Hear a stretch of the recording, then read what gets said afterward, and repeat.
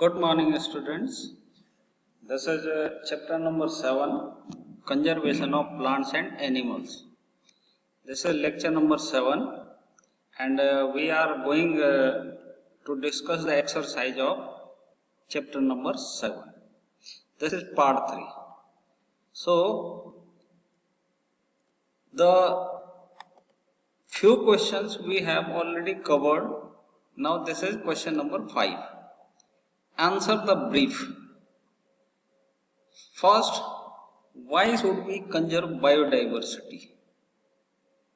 Now, the number and variety of various life forms such as plants, animals, microorganisms in that area are called biodiversity. Means the combination of all these things, whether it is animal, plant or microorganism, that is called biodiversity, right?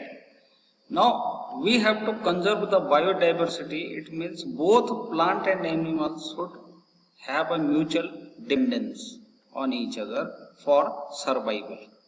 As they are related to each other, destruction of any one automatically destroy the biodiversity.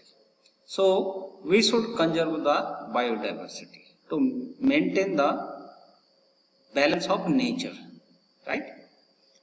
Now, part B of question number 5, protected forests are also not completely safe for wild animals. Why? Protected forests are also not completely safe for wild animals. It means कि जो forest होते हैं जिनको हम protection में रखते हैं वहां भी वाइल्ड एनिमल सेफ नहीं होते. आपको इनका आंसर बताना है क्यों.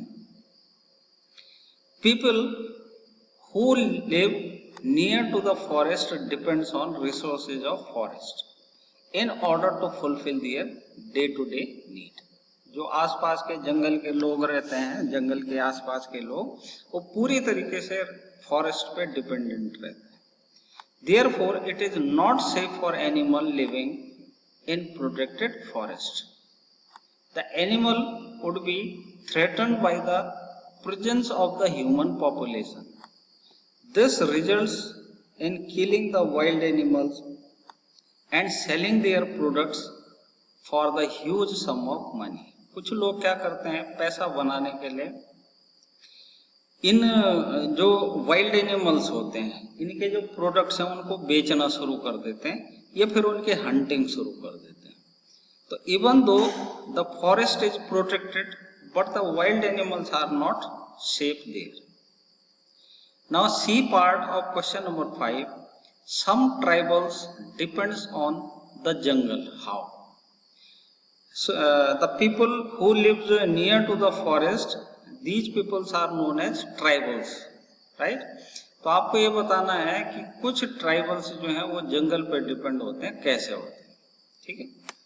सी पार्ट का जो आंसर है वह है the forest provide the food, fodder and other resources to the tribal peoples. It is inevitable for them to depend on forest and their resources for every day need. ठीक है. जो ये tribals लोग होते हैं जो फॉरेस्ट के आसपास रहते हैं उनको जो रिसोर्सेज यूज करने पड़ते हैं वो जंगल के ही करने पड़ते हैं, फॉरेस्ट के ही करने पड़ते हैं. ठीक है. इसलिए वो उन रिसोर्सेज पर डिपेंड करते हैं जो कि जंगल के हैं या फॉरेस्ट के. क्वेश्चन नंबर 5 का डी पार्ट हम बाद में डिस्कस करेंगे, पहले हम ई पार्ट डिस्कस कर रहे हैं. What is red data book? Red data book, actually this book is record keeping book, है ना. तो रिकॉर्ड रखा जाता है इसमें फ्लोरा एंड फोना का एक पूरे इंटरनेशनल लेवल पे, और इंडिया भी एक रिकॉर्ड बुक बनाती है जिसमें नंबर ऑफ ट्रीज और किस वेराइटी के हैं, कौन से एनिमल्स हैं, कौन सी वेराइटी के हैं, ये सारे रिकॉर्डेड होते हैं. Red data book is basically source book which has international list of all plants and animal species which are endangered. endangered का मतलब जो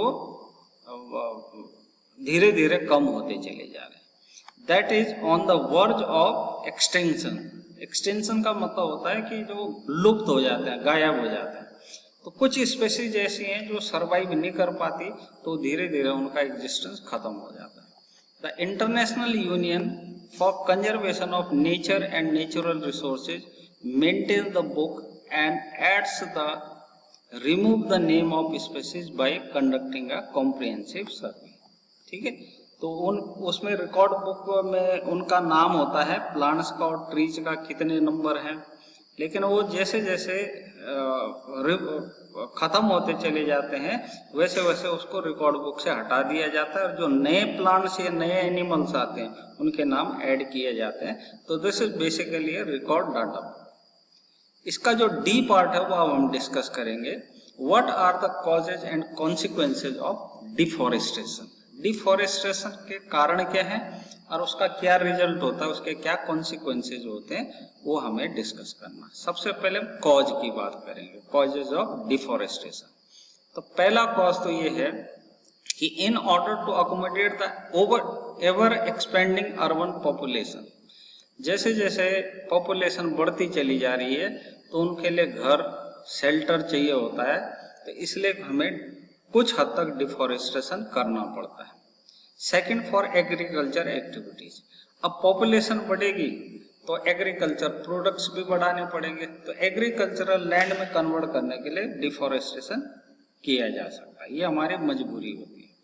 third, firewood is a major product from the forest. अब firewood होती है जो खाना बनाने के लिए जो हम लकड़ी यूज करते हैं, उसकी बात हो रही है यहाँ पे, तो उसके लिए भी हमें कुछ हद तक डिफॉरेस्टेशन करना पड़ता है। ठीक है, कॉन्सिक्वेंसेज ऑफ डिफॉरेस्टेशन। अब इसका क्या नुकसान होगा डिफॉरेस्टेशन का? There are a lot of fatal consequences are listed below. Soil erosion हो सकता है, क्योंकि जब प्लांट नहीं रहेगा तो उसकी रूट्स जो है वो सॉइल को पकड़ के नहीं रख पाती, तो सॉइल इरोजन हो जाता है। लॉस ऑफ बायोडाइवर्सिटी, जो बायोडाइवर्सिटी है हमारी उसमें कुछ कमी आ जाती है, क्योंकि अगर आप बायोडाइवर्सिटी की बात करें तो उसमें प्लांट्स भी आते हैं, एनिमल भी आते हैं, माइक्रो ऑर्गेनिज्म भी आते हैं। अब आपने प्लांट अगर हटा दिए तो एनिमल और माइक्रो ऑर्गेनिज्म भी वहाँ पे सर्वाइव नहीं कर सकते। नेक्स्ट है फ्लड्स, बाढ़ आने लगती है, ड्रॉट्स, सूखा पड़ने लगता है, एंड ग्लोबल वार्मिंग। ठीक है ना, और ग्लोबल वार्मिंग जब होती है तो क्लाइमेट चेंज भी हो जाता है। ठीक है, and destruction of water cycle, water cycle पे इफेक्ट पड़ता है। अगर ग्लोबल वार्मिंग होती है तो वाटर साइकिल पे भी डेफिनेटली इफेक्ट पड़ता है। तो these are the consequences of deforestation. Next question है, ये एफ पार्ट है फिफ्थ क्वेश्चन का। What do you understand by the term migration. Migration का होता है एक जगह से दूसरी जगह चले जाना। तो the movement of an organism और a group of organism from its natural habitat to the place standard basis at the particular time each and every year is known as migration. ठीक है, क्या होता है कि जब ऑर्गेनिज्म जो है, चाहे वो अकेला हो चाहे ग्रुप में हो, ठीक है, जब उसका जो नेचुरल हैबिटेट है वो उसको सूटेबल नहीं लग पाता तो वो फिर नियर बाई जगह पे जाने की कोशिश करता है जहाँ पे उसे सूटेबल कंडीशंस मिल सके। तो आपने देखा होगा बर्ड्स जो हैं वो एक कंट्री से दूसरी कंट्री में भी माइग्रेट कर जाते हैं, और जब क्लाइमेट फिर से चेंज होता है तो वापस अपनी कंट्री वापस लौट जाते हैं। The organism do not do so in order to avoid uninhabitable conditions of climate और for the process of breeding। ठीक है ना, ये तो क्लाइमेटिक कंडीशंस के कारण ये ब्रीडिंग के लिए जो है वो एक जगह से दूसरी जगह माइग्रेट हो जाती है। नेक्स्ट है question number 6। In order to meet the ever increasing demand in factories and for shelter, trees are being continuously cut. Is it justified to cut the trees for such projects? Discuss and prepare the brief report। आपको इस question में बताना है कि demand बढ़ने के कारण factories के लिए और घरों के लिए, शेल्टर्स के लिए ट्रीज का कटना क्या जरूरी है, जस्टिफाइड है? अगर है तो भी रिपोर्ट बनानी है, और अगर नहीं है तब भी रिपोर्ट बनानी है। लेकिन आप जानते हैं forest is very very essential part of biodiversity, ठीक है ना। तो इसका जो आंसर होगा वो नो होगा, और उसके बाद आपको इसकी रिपोर्ट लिखनी है। No, cutting trees in order to meet the ever growing demand of human population is not justified। ठीक है, पहले आंसर तो हो गया कि नॉट जस्टिफाइड। अब आपको रिपोर्ट बनानी कि क्यों। There are vast number of organism like wild animals, insects, birds living in the forest. Forest में वाइल्ड एनिमल्स भी रहते हैं, बर्ड्स भी रहते हैं। The forest provide good quality air to both animal और ह्यूमंस, ठीक है ना। गुड क्वालिटी ऑफ एयर का मतलब हो गया कि जो प्लांट्स होते हैं, जो फॉरेस्ट होते हैं, फॉरेस्ट के ट्रीज और प्लांट्स होते हैं, ये क्या करते हैं, कार्बन डाइऑक्साइड को कंज्यूम करते हैं और ऑक्सीजन देते हैं। लेकिन अगर डिफॉरेस्टेशन हुआ तो then level of carbon dioxide will be increase and hence the temperature will also increase. The roots of flora of the forest helping in preventing soil erosion। जो प्लांट्स या ट्रीज होती हैं वो सॉइल इरोजन को भी रोकती हैं, हमें बार बार बात बता रहे हैं। नेक्स्ट थिंग है कि natural calamities such as flood and droughts could be prevented by the their presence.